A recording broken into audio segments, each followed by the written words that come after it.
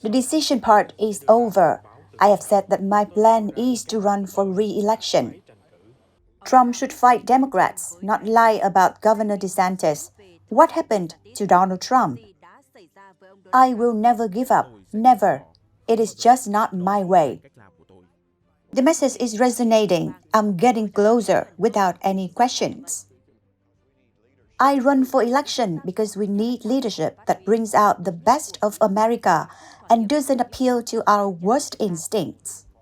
In over 560 days, Americans will cast their votes for their next president, a leader with global influence. The strongest candidates have emerged and the race heats up each day. But specifically, who is doing what to run for the White House? Which way are the odds leaning? Mr. Trump, Mr. DeSantis, or incumbent President Joe Biden? Join us to find out in this episode of The World Affairs on FBNC.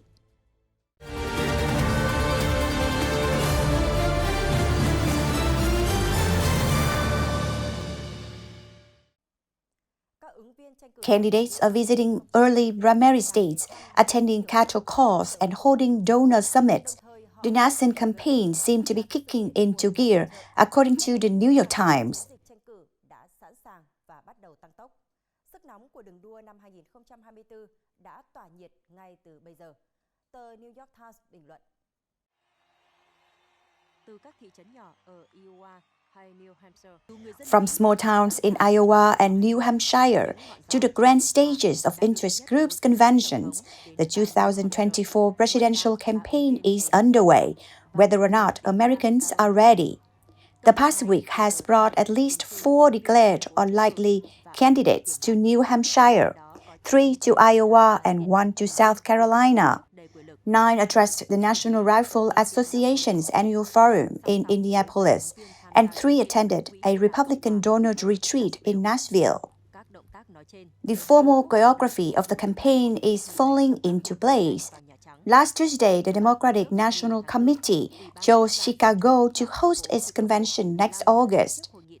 On Wednesday, the Republican National Committee, in a surprise to no one, chose Fox News to host the party's first debate this August. The declared candidates filed their quarterly fundraising report late this week, revealing the first big campaign finance error of the season.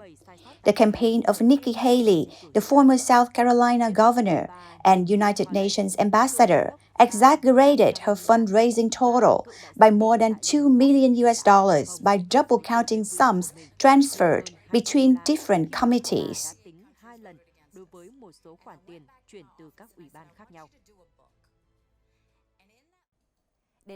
5 major candidates have officially announced campaigns, 4 Republicans and 1 Democrat.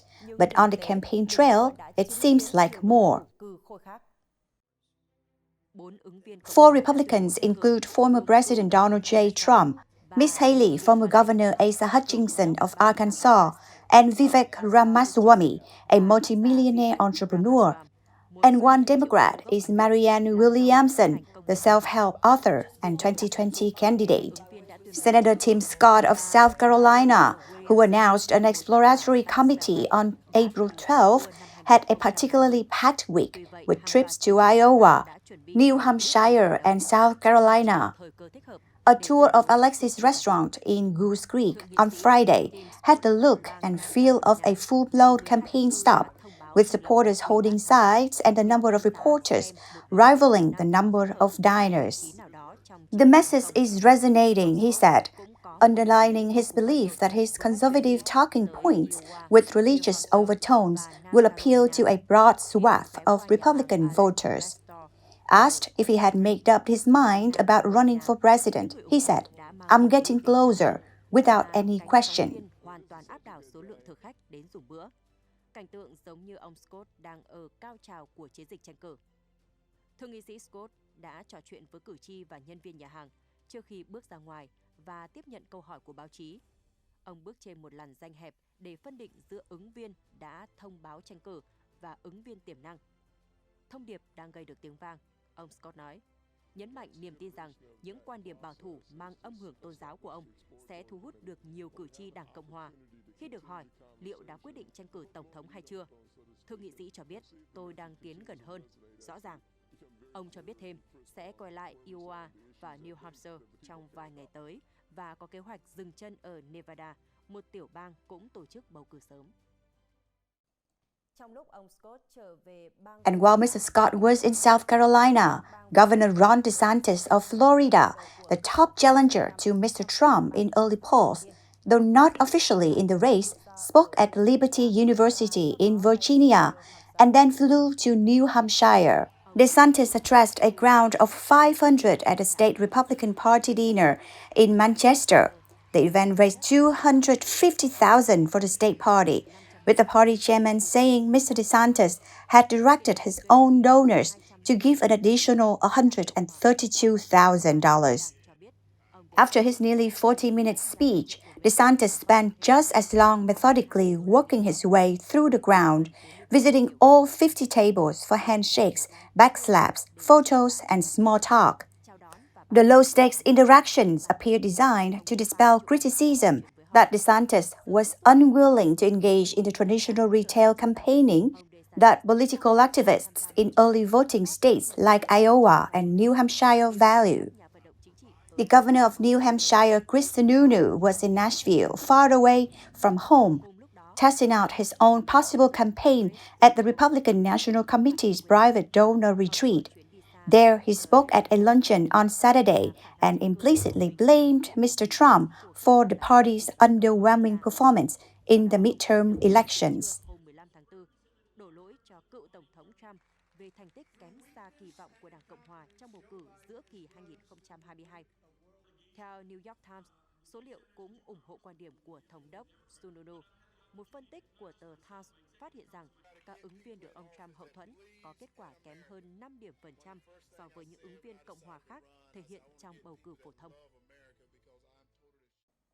Trump was at the retreat at Nashville too, casting himself against that evidence as the only candidate who could win in general election in 2024. The old Republican Party is gone and is never coming back, Trump said in a speech Saturday, less than 2 weeks after he was arraigned in New York on 34 felony charges of falsifying business records.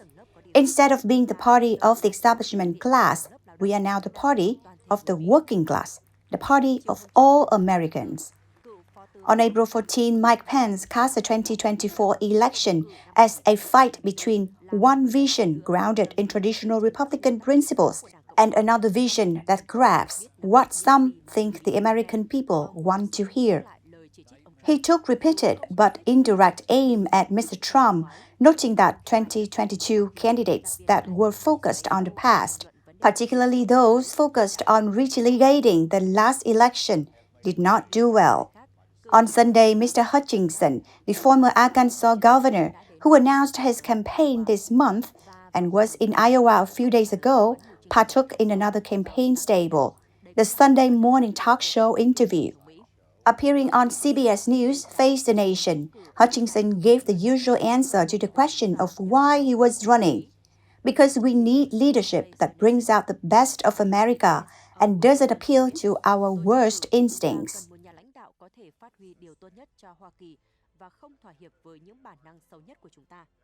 Tiếp đó, người dẫn chương trình chất vấn ông Hutchinson về cách phản ứng với hàng loạt vụ xả súng. Cựu thống đốc Arkansas không tán thành ban hành thêm luật liên bang để xử lý vấn đề nổi cộm này. Ông cũng bày tỏ nghi ngờ về điều luật cờ đỏ cho phép tước súng khỏi những người được coi là gây nguy hiểm cho chính họ hoặc cho người khác. Ông không chắc điều luật này có thể thực thi hiệu quả hay không. Đồng thời, ông kêu gọi các tiểu bang sử dụng mạnh mẽ hơn luật hiện hành để đưa ra biện pháp pháp lý với những ai bị coi là gây nguy hiểm cho chính họ hoặc cho người khác. In the meantime, at the White House, President Joe Biden is getting closer to announcing his re-election campaign for a second term. On April 14th, he told the press, "We will be announcing it soon." As of now, there are no prominent figures in the Democratic Party who want to compete against Biden. However, he does have an official opponent, that is Ms. Williamson, a self-help author. Another challenger is vaccine activist Robert F. Kennedy Jr., who is expected to announce his candidacy on April 19th. He is an environmental lawyer and the nephew of former President John F. Kennedy. There are still 564 days left until the election.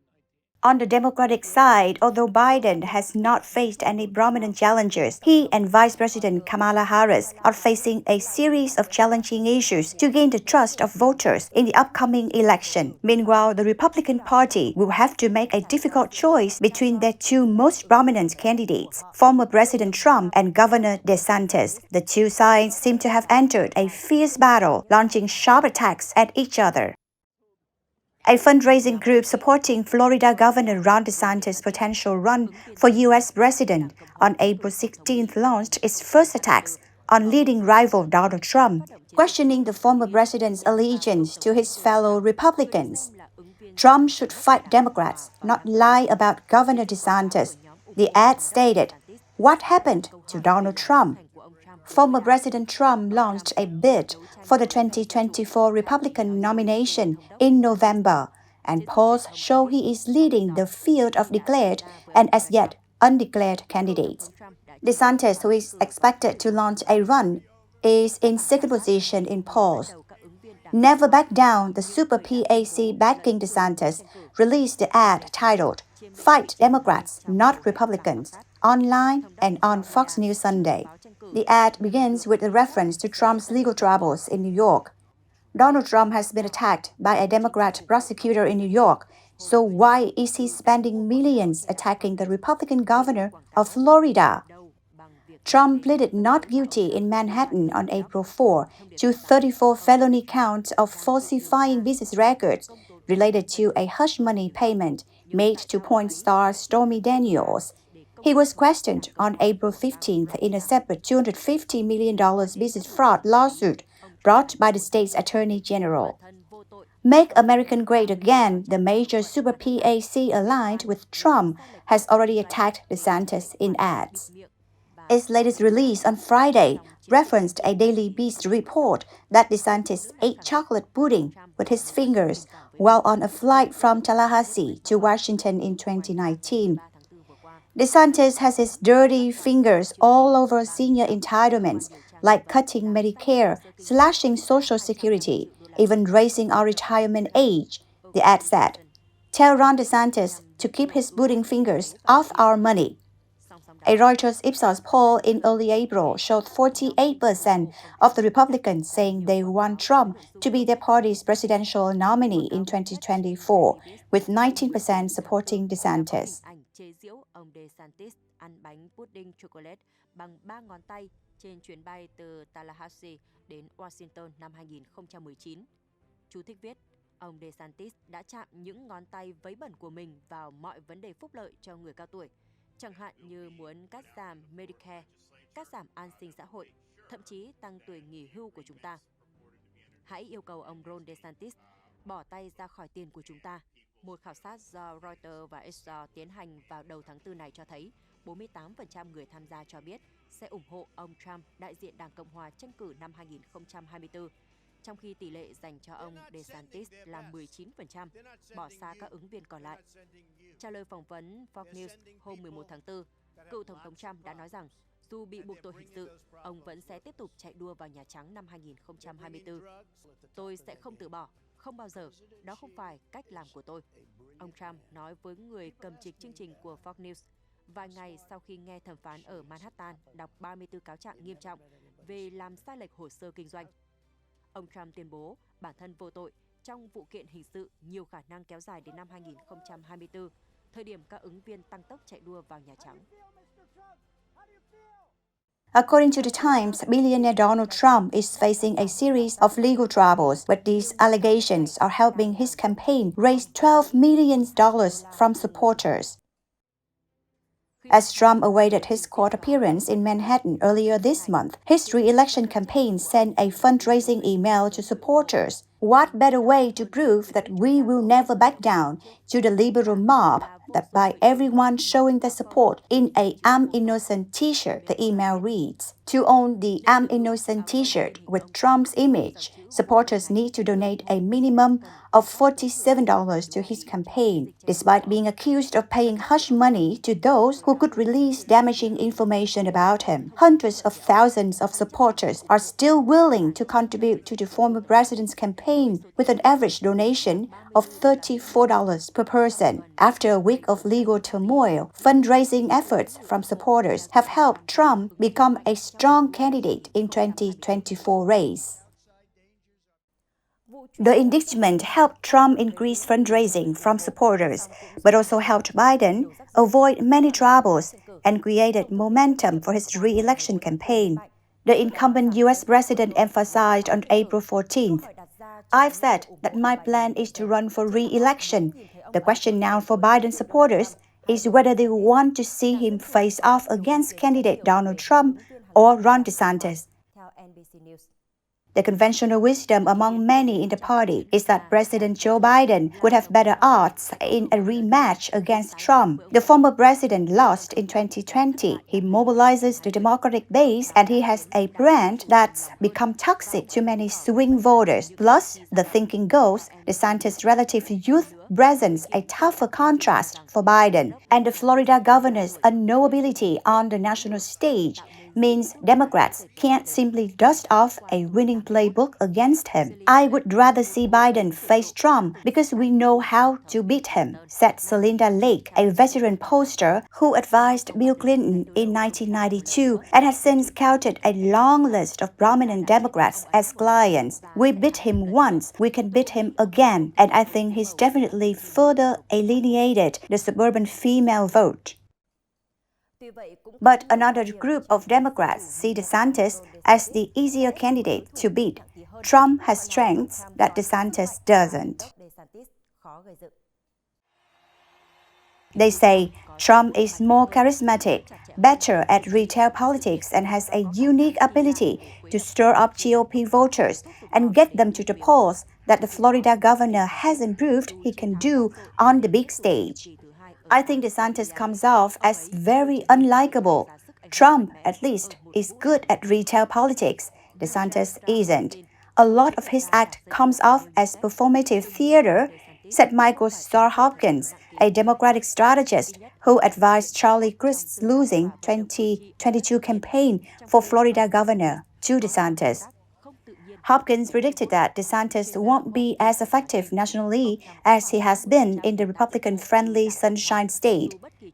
Trump has 30% of the base no matter what, and DeSantis doesn't have a built-in base the way that Trump does.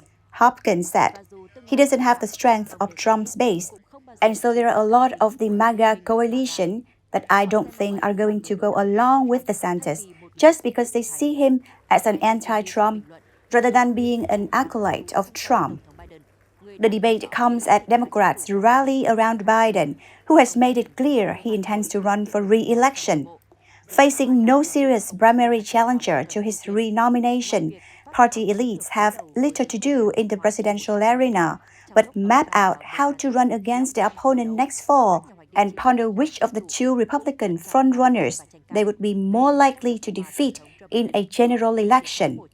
Furthermore, the approval rating for Biden has recently dropped in various surveys, painting a gloomy sky ahead as he prepares to announce his candidacy. At the same time, a storm is also brewing around Kamala Harris, who is rumored to be going nowhere in Biden's 2024 campaign.